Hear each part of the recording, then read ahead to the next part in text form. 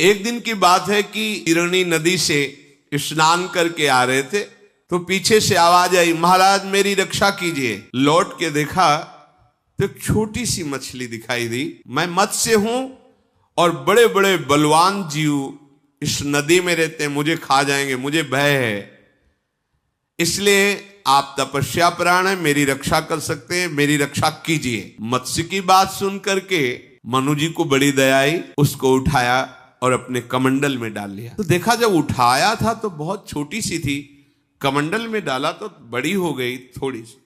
तो उन्होंने बड़े मटके में डाला कि आराम से इस जल में रहेगी। वो मत्स्य इतना बड़ा हो गया, आवाज आई, महाराज मेरे रहने लायक ये नहीं रह गया, मेरे रहने लायक व्यवस्था कीजिए। सोचा कमंडल में इतनी बड़ी मटके में पूरी आ गई, चलो शायद इसका ऐसा ही स्वभाव हो अत्यधिक बढ़ने का। डाला, थोड़ी देर में कहा, महाराज मेरा शरीर और बड़ा हो गया, अब मैं कह रहा हूं पूरा तालाब वो झील जो है मत्स्य। मार्कंडेय जी उन ब्रह्म ऋषियों में भी विराजमान हैं। उन्होंने कहा, महाराज मैं एक तुम्हें पावन चरित्र सुनाता हूं। इस पावन चरित्र में बड़ा आश्चर्यमय है। एक विवस्वान सूर्य के प्रतापी पुत्र हुए हैं, जो प्रजापति के समान कांतिमान और महान ऋषि। वो बालक मनु कहलाए। ओज, तेज, कांति और तपस्या के द्वारा भगवान सूर्य की आराधना करते। पितामह महर्षि कश्यप से भी आगे बढ़ गए थे तपस्या में। बद्रिका आश्रम में दोनों बाहें उठाकर एक पैर से खड़े होकर 10,000 वर्ष तक बिना कुछ खाए पिए वायु पी करके तपस्या की। ऐसे भगवान की प्राप्ति होती थी। यहां 10 दिन जो है शांति से भजन नहीं कर सकते, सोफा में बैठ के है? खड़े होकर हाथ ऐसे। भगवत तभी लिखा है, भगवत कलयुग में बहुत सरल है, नाम कीर्तन मात्र से भगवान की प्राप्ति। क्योंकि इसमें 60-70 वर्ष में 80 वर्ष में ढलक जाएंगे तो 10,000 वर्ष की तो यहां सोचा ही नहीं है। कितना कठिन था भगवत प्राप्ति। उस समय सिर नीचे झुका हुआ, एकटक अपलक नेत्र खुले हुए, बाल्यावस्था से घोर तपपरायण मंत्राकार वृत्ति, वही वैवस्वत मनु के नाम से प्रसिद्ध हुए। एक दिन की बात है कि वस्त्र भींगे हुए, जटाएं भींगी हुई, चिरणी नदी से स्नान करके आ रहे थे तो पीछे से आवाज आई, महाराज मेरी रक्षा कीजिए। तो उन्होंने देखा कोई दिखाई नहीं दिया। फिर चल, महाराज सुना नहीं, मेरी रक्षा कीजिए। लौट के देखा तो एक छोटी सी मछली दिखाई दी, जो जल में, मैं बहुत छोटी ही हूं, मैं मत्स्य हूं और बड़े बड़े बलवान जीव इस नदी में रहते हैं, मुझे खा जाएंगे, मुझे भय है, इसलिए आप तपस्या प्राण है, मेरी रक्षा कर सकते हैं, मेरी रक्षा कीजिए। बलवान मत्स्य मुझको अपना आहार बना लेंगे, इसलिए आप मुझे बचा लीजिए। मैं महान भय से युक्त हूं, मैं आपकी शरण में हूं और शरणागत की रक्षा करना धर्म होता है, इसलिए आप मुझे बचा लीजिए। मत्स्य की बात सुन करके मनु जी को बड़ी दया आई। चंद्रमा की जैसी कांति इस मछली की हो रही थी, उसको उठाया और अपने कमंडल में डाल लिया। वहां से लाए तो देखा जब उठाया था तो बहुत छोटी सी थी, कमंडल में डाला तो बड़ी हो गई थोड़ी सी। तो उन्होंने बड़े मटके में डाला कि आराम से इस जल में रहेगी और उसको पुत्र की तरह दुलार करते। तदनंतर वो मत्स्य इतना बड़ा हो गया, आवाज आई, महाराज मेरे रहने लायक ये नहीं रह गया, मेरे रहने लायक व्यवस्था कीजिए। सोचा कमंडल में इतनी बड़ी मटके में पूरी आ गई, चलो शायद इसका ऐसा ही स्वभाव हो अत्यधिक बढ़ने का। तो आपको कहां ले चलें जहां मैं अच्छे से रह सकूं। उस मत्स्य को निकाला और एक बड़ी बावली में ले गए, वहां डाल दिया। हाँ, अब तुम सुख पूर्वक इसमें रहो, कोई बाहरी जंतु तुम्हें नहीं खा पाएगा। 2 योजन की चौड़ाई की वो झील थी, 2 योजन 8 कोस, 8 कोस, 1 योजन का मतलब 4 कोस, 8 कोस की थी। परंतु डाला थोड़ी देर में, कहा महाराज मेरा शरीर और बड़ा हो गया, अब मैं कह रहा हूं पूरा तालाब वो झील जो है मत्स्य। आश्चर्य, कमंडल, मटका, बावड़ी और झील, क्या स्वभाव इस मछली का है। देखो मैं हिलडुल भी नहीं सकती, तो मेरा शरीर जहां आनंद पूर्वक रह सके वहां मुझे ले चलो। तो तुम ही बताओ मैं कहां ले चलूं। सुना है गंगा जी बहुत पावन है, वहां मुझे ले चलो। तो तुम इतने वजन की हो गए, कैसे ले चले। तुम्हारे लिए मैं हल्की हो जाऊंगी, वो शरीर इतना ही बड़ा रहेगा, वजन बिल्कुल फूल जैसा रहेगा। उठा लिया, गंगा जी में ले गए। महाराज मुझे दोष दृष्टि करके परित्याग मत करना और मेरी आज्ञा में रहना, मैं आपकी ही कृपा से भली भांति इतना पुष्ट हो रही हूं, ऐसा मत्स्य ने कहा। भगवान मनु स्वयं उसको गंगा जी में विराजमान किए। थोड़ा समय हुआ, आवाज आई, महाराज मेरी रक्षा करो। देखा पूरे गंगा के पाट को घेरे, लंबा विशाल शरीर। देखो अब गंगा जी में भी मैं हिलडुल नहीं सकती, अब मुझे समुद्र में ले चलो। पहले तो कह रही थी कि मुझे भय लगता है, जो जलचर जीव मुझे खा जाएंगे। इतनी जल्दी जल्दी इतना बड़ा स्वरूप, अब इतना बड़ा स्वरूप हम समुद्र में नहीं, आपके लिए मैं हल्की हो जाऊं, आप उठाइए। जे उठा तो शहद में उठा लिया। अच्छा तो तुम्हें हम समुद्र तक पहुंचा देते हैं। आसानी से ले गए, समुद्र में विराजमान किया। तब मुस्कुराते हुए कहा कि मैंने तुम्हारे मनोयोग को देखा है कि चिड़चिड़ाहट नहीं पैदा हुई, नहीं होता है। ये पहले तो इतने बड़े फी, इतने बड़े फी, इतना स्वरूप, यहां ले चलो, यहां ले चलो, यहां ले चलो। आप प्रसन्न रहे और मेरी सेवा की भावना, मेरे पे दोष दृष्टि नहीं की। खास बात होती है, जब आपको कुछ प्राप्त होना होगा तो आपके विपरीत जहां से प्राप्त होना वहीं से होगा। अगर आप सह गए, निकल गए, आगे प्रसंग आएगा। बहुत बड़ी यज्ञ का अनुष्ठान, शायद महाराज मरुत ऐसा नाम, बहुत बड़ी यज्ञ का अनुष्ठान किया। देवराज इंद्र घबरा गए और देखा कि वशिष्ठ जी यज्ञ कराएंगे, तो सबसे पहले जाके वशिष्ठ जी को निमंत्रण, हमारी अमुक सेवा में अमुक। तो उन्होंने कहा कि हम तो पुरोहित हैं मरुत जी के, उनका हमारी आज्ञा है। इतने में आ गए और कहा गुरुदेव मैंने ऐसी यज्ञ का अनुष्ठान। तो उनका पहली बात तो तुम मनुष्य हो और देवराज इंद्र की आज्ञा के आगे तुम्हारी प्रार्थना कुछ नहीं महत्व रखती, जो ये आज्ञा करेंगे वैसा। अब हम असमर्थ है, तुम्हारी यज्ञ, यही चाहते थे देवराज इंद्र। वो बड़े विकल हुए कि गुरु तो हमारे, आचार्य हमारे, देवराज इंद्र ने ये ईर्ष्यावश कार्य कर दिया कि मेरी यज्ञ ना हो। बहुत विकल थे। जब कोई धर्मात्मा विकल होता है तो कोई न कोई महापुरुष आके उसकी विकलता का निराकरण करता है। देवर्षि नारद जी आ गए तो उनका सुनो, मैं एक ऐसे महापुरुष को जानता हूं, वो इतने समर्थ हैं कि किसी भी देवता की ताकत नहीं कि उनके सामने उनका विरोध कर सके। वह संवर्त ऋषि, इस समय वाराणसी में हैं और अद्भुत वृत्ति से रहते हैं। तुम अगर उनको आचार्य रूप में वर्ण कर लो तो कोई उनके समान इस समय आचार्य रूप में वर्ण करने की समानता वाला नहीं, उनको तुम वर्ण। पर ध्यान रखना, उनको वर्ण करने के लिए जब आप चलोगे तो विपरीतता पैदा करेंगे। अगर विपरीतता सह गए तो आगे पार हो जाओगे। पहचानेंगे कैसे? बोले रोज विश्वनाथ जी के दर्शन करने आते हैं तो सांकरी गली विश्वनाथ जी की, उस समय तुम शव को रख देना, वो शव से दूर हट जाते हैं। जो प्रच्छन्न वेश हो, पागल जैसे दिखाई दे, मरुज से का जान लेना संवर्त जी।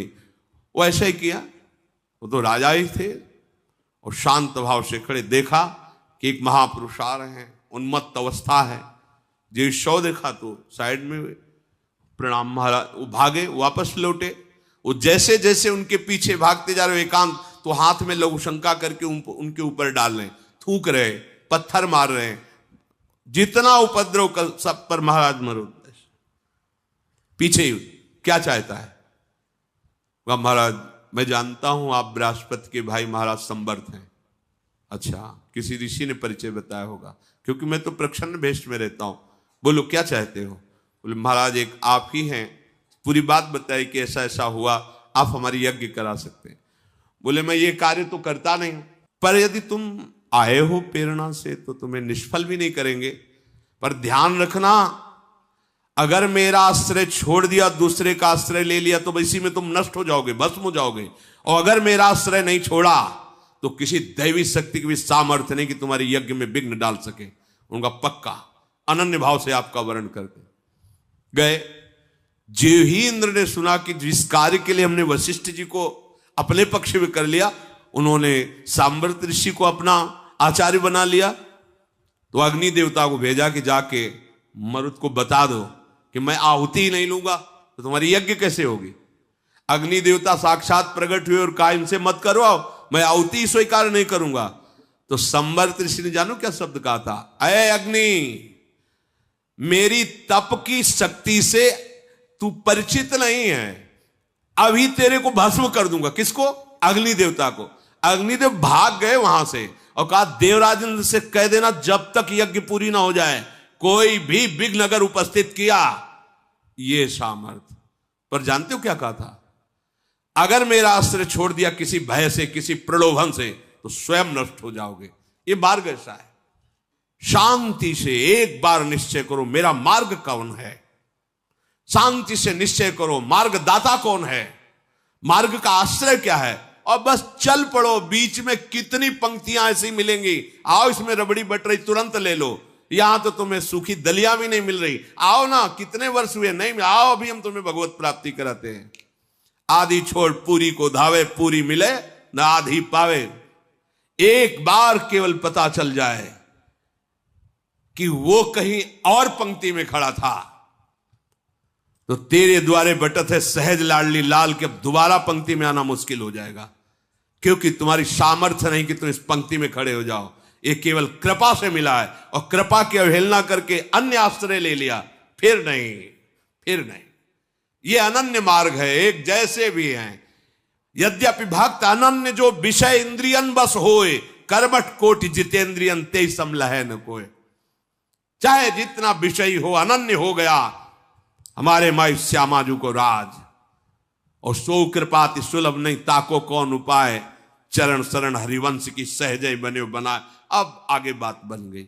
ये जो समझते हैं कि वाणिज्य व्यापार है, दुकान है, पैसा फेंको माल, ये पैसा से माल मिलने वाला नहीं। ये ऐसा जादू है, ये चित्त का अपहरण करने वाला मार्ग है। चंचल चित्त आकर्षणी, तभी आप वहां तक पहुंच सकते हैं। और चित्त उसी का अपहरण किया जाता है जो अपने चित्त को नामे करने के लिए तैयार है। आपका है, स्वीकार कर लीजिए। जो चित्त विषयों में लगा हुआ है, हमारी सामर्थ्य समर्पण करने की नहीं, तो हम रो तो सकते हैं ना, बस इसी से श्री जी कृपा कर देंगे। और जब यह है कि हमारी सामर्थ्य हम कहीं भी जाके, वो फिर अलग अलग वार्ता हो गई। भगवान ने कितना रूप बदला, कमंडल में, मटके में। तो ये थोड़ी कहा कि आपने हमसे कहा था इतने बड़े होके, अब इतने बड़े हो गए, फिर वही समुद्र में। चिड़चिड़ाहट नहीं हुई, आपको हमारे प्रति दोष दृष्टि नहीं हुई, आप वैसे ही हमारी सेवा में भाव करते रहे। इसलिए अब मेरी बात सुनो, आगे महाप्रलय आने वाला है। उनसे कहा महाराज मनुष्य, आप मनोयोग के साथ मेरी बात सुनिए। ये सारा का सारा संसार चौपट होने वाला है। अभी संपूर्ण जगत की प्रलय व्यवस्था हो चुकी है। जो प्रलय की व्यवस्था है, महान सूखा पड़ना, आग बरसना, जल बरसना, ये सब नष्ट हो जाएगा। केवल जल ही जल, न कोई लोक, न लोकांतर, न जीव, न जंतु, न कोई पर्वत, कुछ नहीं, केवल जल ही जल। इसलिए मैं तुम्हें आदेश करता हूं, जल्दी से जल्दी तुम कुछ बीज और एक मजबूत नाव बनवाओ और एक बहुत मजबूत रस्सी और उनमें सप्तऋषियों को बैठा लो। आओ, क्योंकि महाप्रलय होने वाला, सब नष्ट हो जाएगा। तुमने हमारी बात स्वीकार की, तुम्हें चिड़चिड़ाहट नहीं पैदा हुई, नहीं होता ना। एक बार किसी महापुरुष से किसी ने कहा कि आप उनको बहुत प्यार करते हैं, हमको क्यों नहीं करते हैं, हमारे में क्या कमी है। अच्छा, इस प्रश्न का उत्तर बाद में देंगे। हमारी इच्छा, ये 2 वृक्ष हैं, इनके नीचे अलग अलग चबूतरा बनाओ। तुम बनाओ, तुम बनाओ। शाम के कहा दोनों हमारी पसंद के नहीं, हटा दो। सुबह फिर कहा चबूतरा बनाओ, शाम के फिर कहा हटा दो। तीसरे दिन जिन्होंने प्रश्न किया था उन्होंने कहा आखिरकार आपको पसंद क्या है, क्या चाहिए आपको, रोज बनवाते हो रोज बिगाड़ देते हो। दूसरे से पूछा तुम्हें कोई परेशानी, बोले भगवान जीवन भर आदेश करते रहिए, बनाइए बिगाड़िए, मुझे कोई मुझे तो आपकी आग। बोले समझे, मैं उसे क्यों प्यार करता हूं, तुम्हारी चिड़चिड़ाहट आ गई ना, कैसा चाहिए चबूतरा, रोज बनवाते हो बिगाड़ देते हो, बैठो आराम से। ये परमार्थ है। जब हम आपके हैं तो आप रोज बनवाओ रोज बिगाड़ो या बैठा ले रहो, मेरे से के उसमें क्या तात्पर्य, मेरे को क्यों परेशानी होगी, मेरे को तो आपकी आज्ञा पालन करनी बस। जहां अहम है, जहां अपनी बुद्धि लगाई, परमार्थ वहीं गिर जाता है। ये स्वार्थ व्यवहार नहीं है। कैसे भगवान अपनी रक्षा की बात कर रहे थे, पर बात क्या थी, इनकी रक्षा करनी थी। महान तपस्वी हो, सब प्रलय हो जाएगा लेकिन तुम्हारा नहीं होगा। जाओ जल्दी से एक नाव तैयार करवाओ, एक रस्सी और कुछ बीज आदि लेकर के हमारे ऊपर आकर के रस्सी में मेरी सींग में बांध दो। मैं महाप्रलय में तुम्हें खींचता रहूंगा और आनंदमयी वार्ता करता रहूंगा, तुम्हें कोई भय नहीं लगेगा और तुम्हें कोई मार नहीं सकेगा। भगवान की देखो कैसी कृपा होती। अब आप चाहते हो कि मनमानी हमारी होती रहे, विषयों को खूब भोगता रहूं और बस परमानंद की भी प्राप्ति भी हो। थोड़ा तो संभलो, जिनमें सुख नहीं है उससे पीछे हटो और महासुख की तरफ चलो। पूर्व काल में जो महापुरुषों ने उत्तम उत्तम बीज बताए हैं उनको संचित करो। मुनिजनों के प्रेमी तपस्वी मनु, मैं यही हूं, तुम आकर के केवल पुकारना, मैं प्रकट हो जाऊंगा। मेरे मस्तक में एक विशाल मजबूत सींग होगा और आप रस्सी नाव में बांधकर मेरे सींग में बांध देना, किसी और की सहायता नहीं रहेगी। मैं महान जलराशि में तुम्हें आनंद पूर्वक विचरण कराऊंगा, तुम्हें कोई भय नहीं, कोई शोक नहीं। आप मेरी इस बात को समझें, मैं केवल मत्स्य ही नहीं हूं, मैं साक्षात ब्रह्म हूं, परमात्मा हूं। यह है तपस्या का, भजन का फल। अब महाप्रलय में सबका नाश होगा लेकिन इनका नहीं। भगवान उनको महामत्स्य भगवान और वो विदा हुए। तदनंतर सप्तऋषियों का चिंतन किया, सप्तऋषि पधारे, सुंदर सुंदर बीज एकत्रित किए, नौका तैयार की गई। तदनंतर ऋषि, नौका, सप्तऋषि और बीज ये लेकर उसी स्थान पर पहुंचे और ध्यान करते हुए चिंतन किया। जे ही चिंतन किया तो मत्स्य भगवान उपस्थित हो गए। विशाल सींग, उस सींग में रस्सी बांध दी। रस्सी बंधे हुए मत्स्य भगवान नौका को खींचने लगे। जे ही समुद्र में नौका और भगवान बस समुद्र ने मर्यादा तोड़ दी। भयंकर गर्जना करते हुए सारे विश्व को डुबोने लगा। उस महासागर की प्रचंड वायु ने संपूर्ण पृथ्वी को जलमग्न कर दिया। न कोई स्त्री, न पुरुष, न वृक्ष, न लता, न जीव, न जंतु। देखो ना, कभी कभी एक लहर उठती है तो गांव के गांव, नगर के नगर विध्वंस कर देते हैं। ना आकाश, ना द्युलोक, सब जल ही जल, सारा विश्व जलमय हो गया। केवल सप्तऋषि, मनु, मत्स्य भगवान और वो बीज जो उनकी नाव में। बहुत वर्षों तक भगवान उन्हें आनंद देते हुए प्रलयकालीन जल में विचरते रहे। आनंददाता भगवान। जब समय फिर सृष्टि के रचने का आया, तब भगवान ने हिमालय की चोटी जब खुली हल्की सी, तब वहां ले गए और कहा कि अब नाव को इस चोटी पे बांधो और इंतजार करो, धीरे धीरे ये जल खत्म हो जाएगा, फिर तुम सृष्टि की नवीन रचना में ये बीज और सप्तऋषि और महाराज मनु तुम संकल्प करो और फिर सृष्टि का विस्तार करो।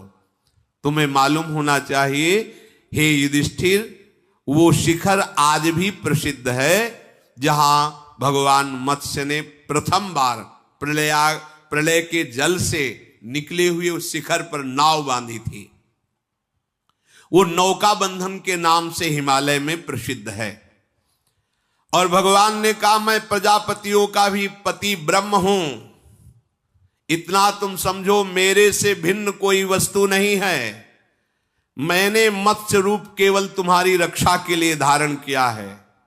देवता, असुर, मनुष्य आदि समस्त प्रजाओं की सृष्टि तुम्हारे चिंतन मात्र से हो जाएगी। तुम जिस देवता का चिंतन करोगे पूर्व स्मृति के अनुसार वही देवता प्रकट हो जाएगा। वैसी सृष्टि, जाओ हमारी आज्ञा है, तुम सृष्टि पालन करो। भरत कुलभूषण, जो इस मत्स्य भगवान के चरित्र को सुनता है और भगवत स्मरण करता है, उसके मोह का नाश हो जाता है और वो दुख रहित हो जाता है। अपने जीवन को दुख रहित करने के लिए, महासुख में निमग्न करने के लिए सार बात समझ लो, एक ही उपाय है, भगवान की शरण में होकर भगवत भजन करना। आप जान नहीं पा रहे, ये देहाभिमान ही सब दुखों का कारण। हर समय हृदय में भय, विषाद, जलन ये पैदा करता रहता है। देहाभिमान के कारण हम अपना आधार मानते हैं कोई व्यक्ति, अपना आधार मानते हैं धन, अपना आधार मानते हैं जन, अपना आधार कोई स्थान, कोई पद, और ये सब परिवर्तनशील हैं। ये आज तुम्हारे, कल तुम्हारे नहीं रहेंगे, फिर तुम्हारा क्या होगा।